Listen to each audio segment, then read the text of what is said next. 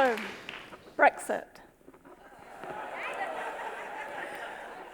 Within a couple of hours of it being announced that we had voted to leave the European Union, the key campaigners for Brexit had backtracked on their key pledges.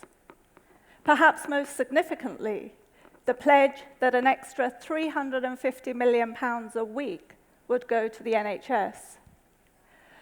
Alongside the political misrepresentations prior to the vote, there have been a number of problematic claims made subsequent to the vote.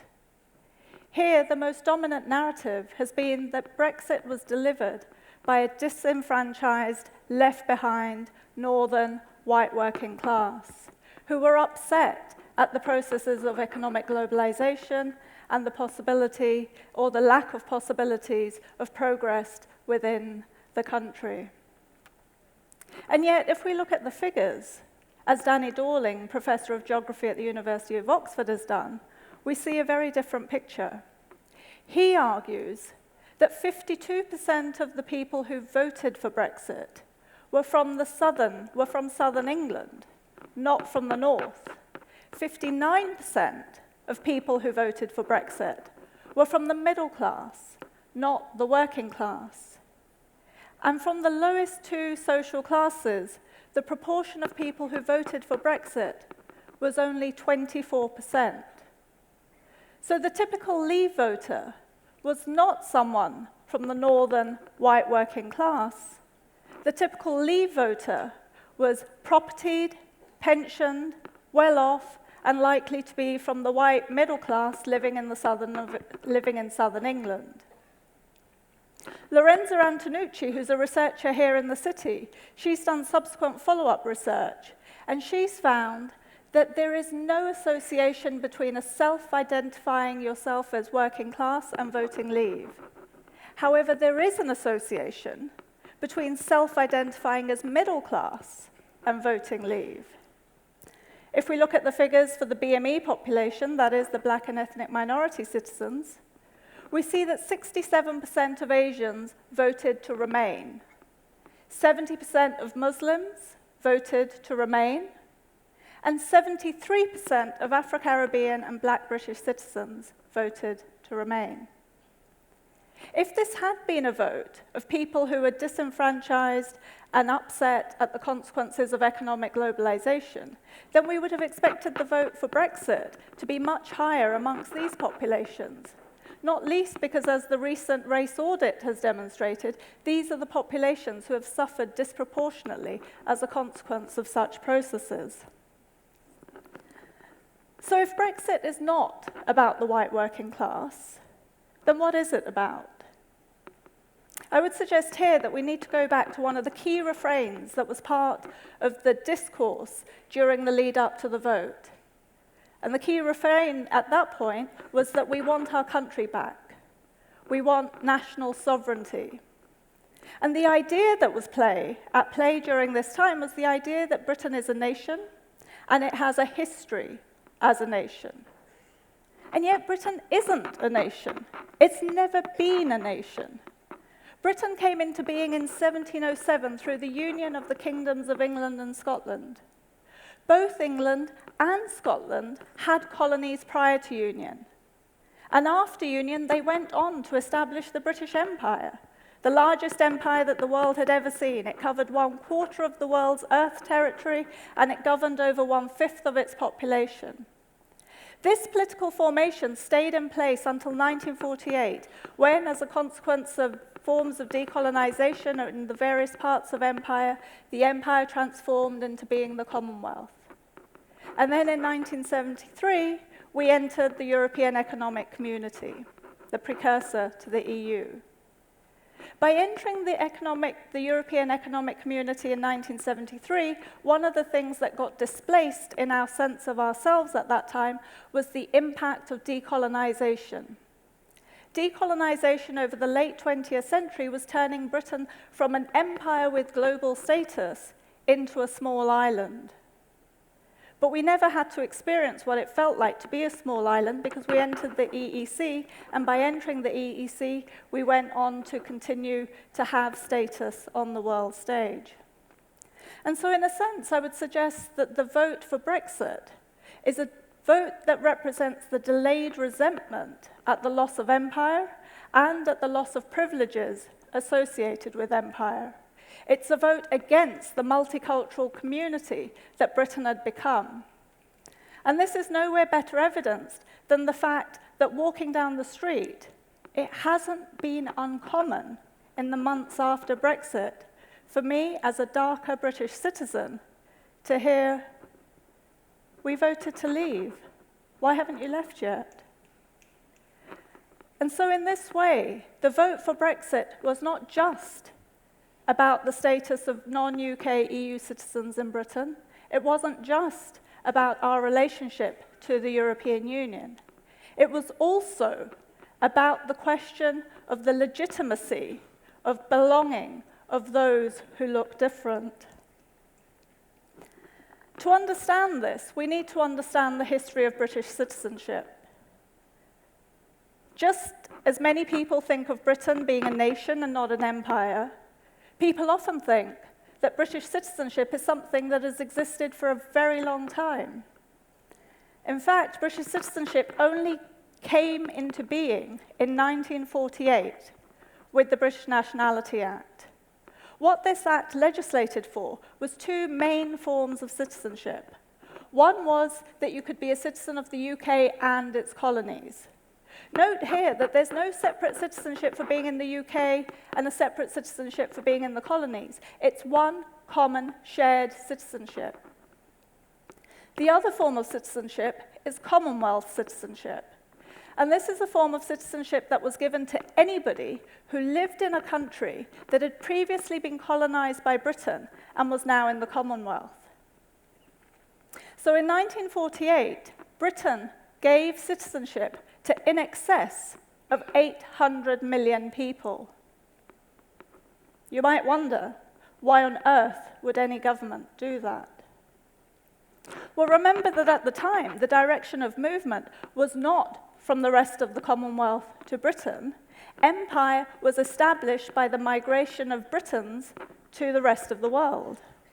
And so migration had never been seen to be a problem up until the point that those citizens from the darker parts of Commonwealth, that is India, the Caribbean, Pakistan, and other places, started to come to Britain. Then suddenly, there was a moral panic about coloured immigration, about the effects on jobs, on education, on housing. The most iconic representation of this period of migration was the Empire Windrush. This was a ship that came from the Caribbean and docked in the Thames, and 500 West Indians disembarked, carrying British passports. Whilst this is presented as iconic of both coloured immigration and also of British multiculturalism, I would suggest that this is incorrect for two reasons. First, the British Empire was constituted by a plethora of languages, peoples, and cultures. The British Empire was already a multicultural entity, so how could multiculturalism have come to Britain in 1948, when the very imperial form was itself multicultural? Secondly, the point about this being the beginnings of coloured immigration. Well, the 500 West Indians who came as British citizens. They came carrying British passports with the rights to live, work, and settle in Britain. At the same time as Empire Windrush and the forms of coloured immigration that were going on and that were discussed, there were other patterns of immigration. This involved paler migrants, and these migrations are very rarely discussed. So in the 5 years after the end of the Second World War, the British government established the European Voluntary Workers Scheme in order to help rebuild Britain after the devastation wrought by that war. This brought 100,000 Eastern Europeans to come and live and work in Britain. People came from Eastern Europe and from the labor camps in Italy and Germany. At the same time, 128,000 Polish migrants were given the right to live and settle in Britain, as a consequence of their involvement in the Polish Free Army. 100,000 Irish migrants came to Britain annually in this period to live and work and settle in Britain. Around the same sort of time, just to put things into perspective, what we're talking about in terms of Caribbean migration is 17,000 people. By the time of the 1961 census, 5% of the total population of Britain was foreign-born. Yet only 1/10 of it was constituted by darker citizens. The other 9/10 was made up of paler migrants, and yet there is not one line of debate in Parliament about the paler migrants. The only discussion is on the arrival of the darker citizens who came with the rights to live and work in Britain. The moral panic became so intense during the period of the 60s that the government ended up passing the Commonwealth Immigration Acts of 62, 68, and 71. Each one of these acts progressively took rights away from darker citizens to the extent that by the end, it was near impossible for them to come and exercise their rights to come and live and work in Britain. And yet, there was no comment on the rights of paler migrants and citizens to come. They continued to be able to come. So it's this racialization of citizenship that I suggest is so significant and that requires unpacking. The children and grandchildren of many of the paler migrants who came eventually came to be understood as British in a way that most of the descendants of Empire Windrush and those who came from the darker Commonwealth countries never were. Indeed, not far from here, in 1968, Enoch Powell, in his infamous Rivers of Blood speech, talked about the dangers of the immigrant descended. And it's clear that he wasn't talking about the children of the paler migrants. Rather, he was talking about the children of the darker citizens. And yet, it's precisely their migrant history that enables many of my white, seemingly English friends to now apply for EU passports from Ireland, Poland, Germany, Sweden, France, and maintain their access to the European Union. Whereas I, with my British passport, and my British parents, and my British grandparents, continue to be called a second-generation immigrant, even by people who work on these issues and should know better.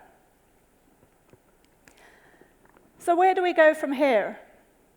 The theme of today is perspectives, and I'd like us to think about what constitutes an adequate perspective. A perspective on the basis of which we could develop a healthy politics and policies that work for the greatest number. One question that we might ask is, does the perspective that's being put forward, does it properly account for our history, particularly our shared histories? Britain has never been a nation. It's always been an empire. Policies are established on the basis of your historical belonging to nation, not your historical belonging to empire. This results in the arbitrary exclusion of peoples in the present. But as we've seen, Britain has constructed its sense of itself on the basis of a series of exclusions by turning some citizens into migrants. It did this in the 1960s with the Commonwealth Immigration Acts, and it's doing it in the present with non-UK EU citizens. We're at a critical juncture where our political community is being redefined. It's up to us to endeavor that it gets redefined in an open, inclusive, and generous manner. That it gets redefined in a way that puts the connections, both historical and contemporary, and uses them as the bedrock for how we go on to develop our political community in the future. Thank you.